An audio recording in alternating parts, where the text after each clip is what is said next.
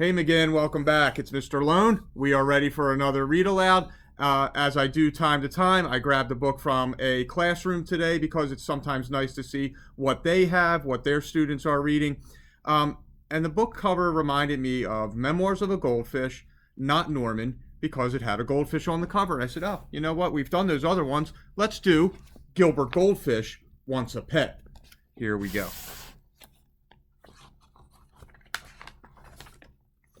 To any outsider, Gilbert had everything a goldfish could ever want.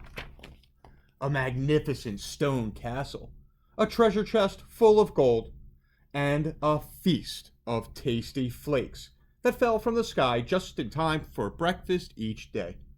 But the one thing Gilbert did not have was the very thing that he most desperately wanted: a pet. Sometimes he imagined his pet would be small, sometimes big, sometimes really big. Sometimes Gilbert imagined his pet would have fur, or feathers, or floppy ears. But every day, and always, Gilbert imagined what it would be like to have a pet to care for and love.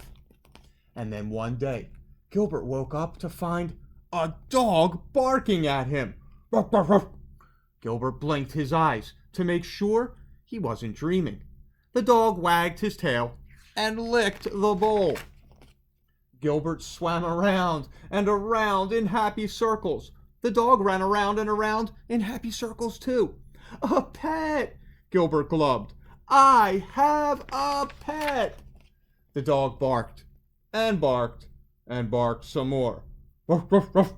Gilbert never dreamed his pet would be so noisy or so thirsty. A week passed. A very tired Gilbert woke up, and the barky bark dog was gone. The castle was quiet again. Gilbert was just a teensy bit relieved.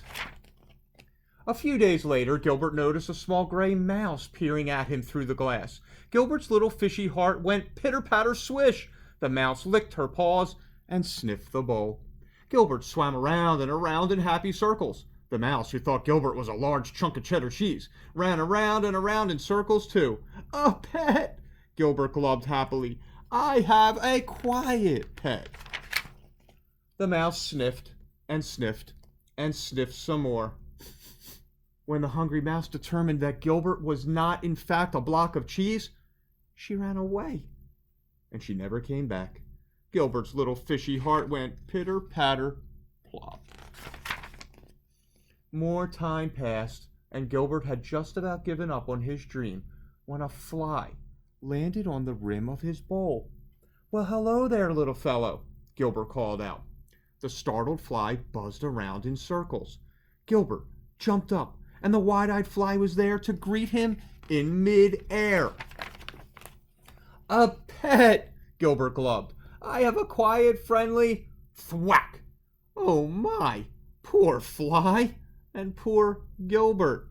He cried enough tears to fill a 10-gallon aquarium. In the morning, Gilbert opened his eyes. Somebody was watching him. Gilbert gulped. Somebody flicked its long tail and wiry whiskers. Gilbert cautiously swam around and around in circles. Somebody followed. Gilbert jumped. Somebody jumped too. Gilbert thought, eyeing the curious new creature before him. Not too loud, not too rude, and not too squished. A pet, Gilbert glubbed. I have the perfect pet. You look kind of hungry, Gilbert said. Would you like to join me for breakfast? The creature moved in closer and closer and closer, and then it took a big bite of a delicious green flake. The pink ones are really good too, Gilbert said with a smile. Would you like me to show you around the castle? Now Gilbert really does have everything a goldfish could ever want, including a pet, Fluffy. So boys and girls, I hope you enjoyed that. I wonder how many of you thought A cat might have been Gilbert's next problem, but instead Gilbert got the pet and friend he wanted. Hope you enjoyed the story. McGinn will be back with another read aloud tomorrow. You have a terrific night.